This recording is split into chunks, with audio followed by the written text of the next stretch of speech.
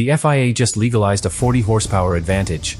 For half the season, Mercedes can run an engine that jumps from 16:1 compression to 18:1 once it heats up. And it is completely allowed until the 1st of August. That is not a rumor. That is not speculation. That is today's official decision. Red Bull is furious. Ferrari is furious. And Max Verstappen is absolutely livid. Because this is not a minor gray area. This is a temporary green light for a power boost that could decide the championship before summer even begins. 40 extra horsepower on power tracks. 12 races before the rule changes. And points that will never be given back. The FIA says it follows the letter of the law, but even they admit it breaks the spirit of the regulation. So now the question is simple. Did Mercedes just outsmart the entire grid? Or did the FIA just split the season into two completely different championships? Stay with me, because what was said inside that meeting changes everything. And if you care about who really controls Formula One, you need to hear this. Subscribe now, because this story is only getting started. The meeting today was not routine. It was not procedural. It was tense. Inside that room were representatives from Mercedes, Red Bull, Ferrari, Audi, and the FIA's top technical delegates. And the entire discussion revolved around one number. Compression. 16:1. That is what the regulation clearly states. Measured cold. At ambient temperature.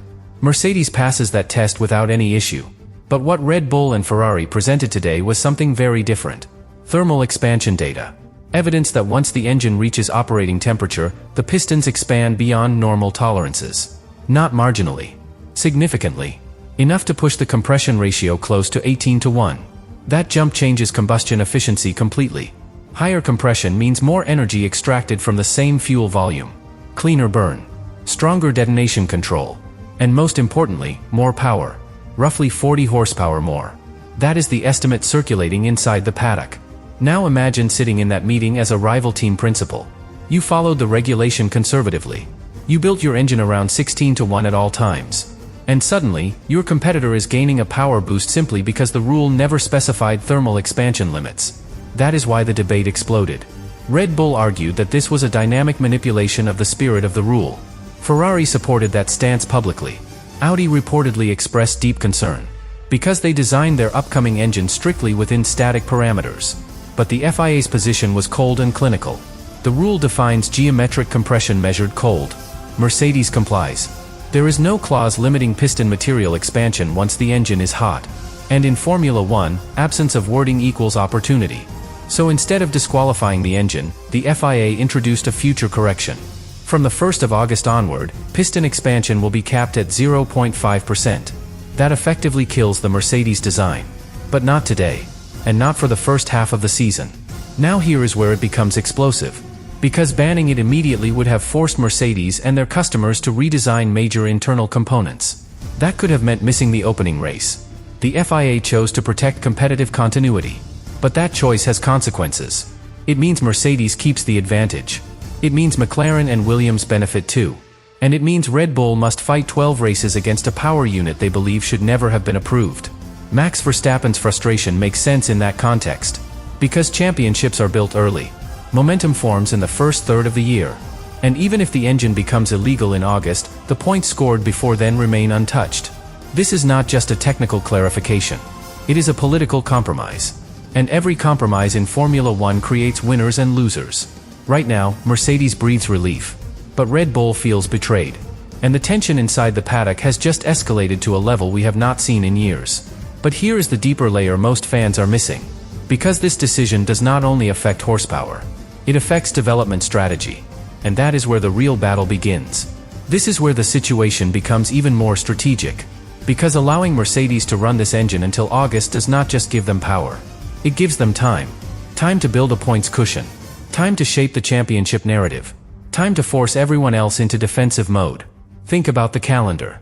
12 races before the summer break. Power-sensitive circuits. Street tracks where straight-line speed determines overtakes. If Mercedes converts that 40 horsepower advantage into consistent podiums, or even early wins, they create momentum that is very difficult to reverse. And Verstappen understands momentum better than anyone. You do not win championships only with pace. You win them by controlling pressure. If a rival builds a gap early, the entire strategic approach changes. You take more risks. You push upgrade sooner. You stress reliability.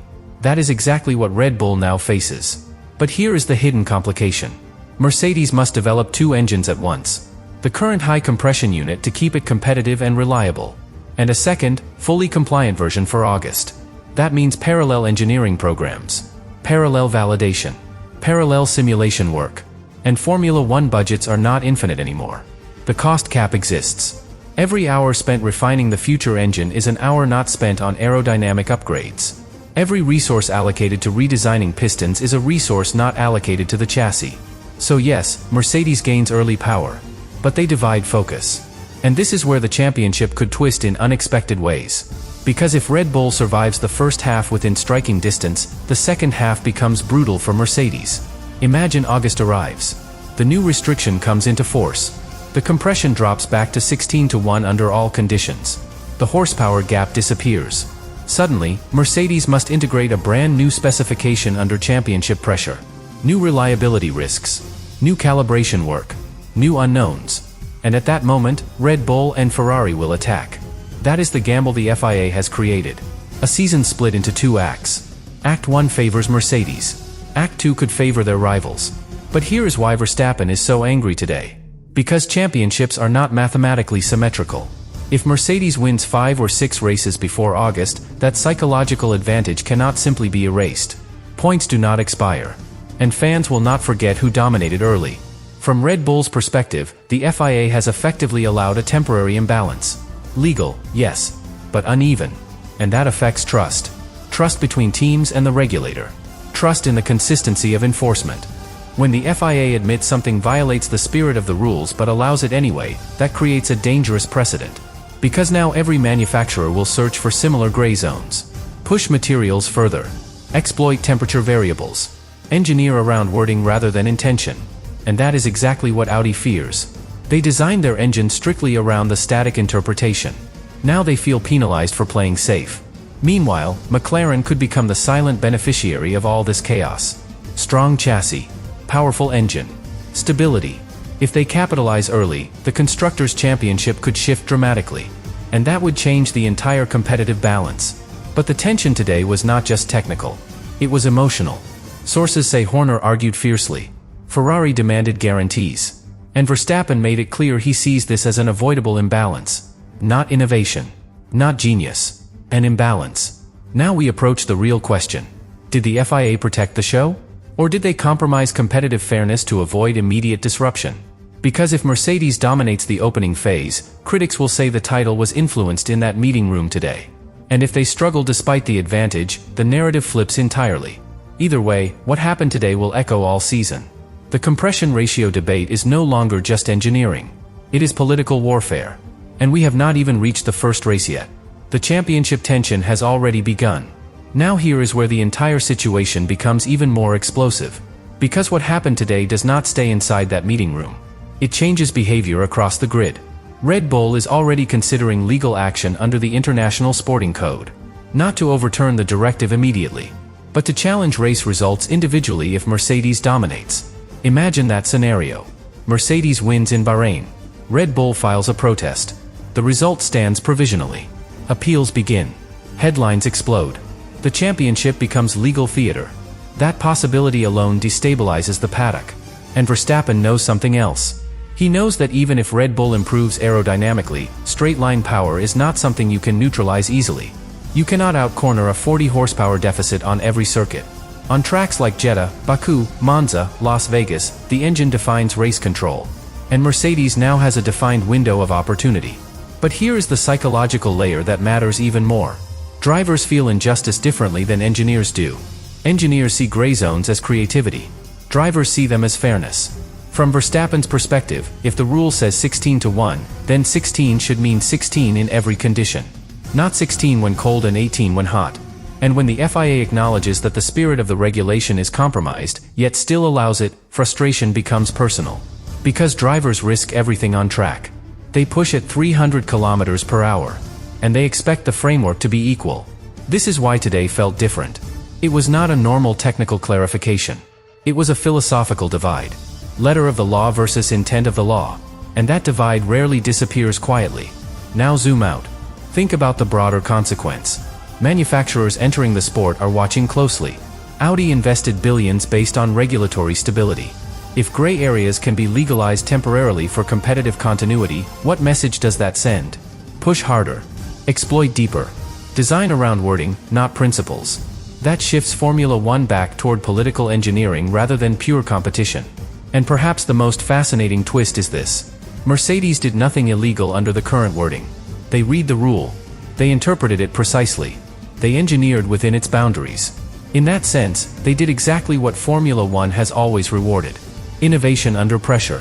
But innovation becomes controversial when it creates visible imbalance. And 40 horsepower is visible. You will see it on every straight.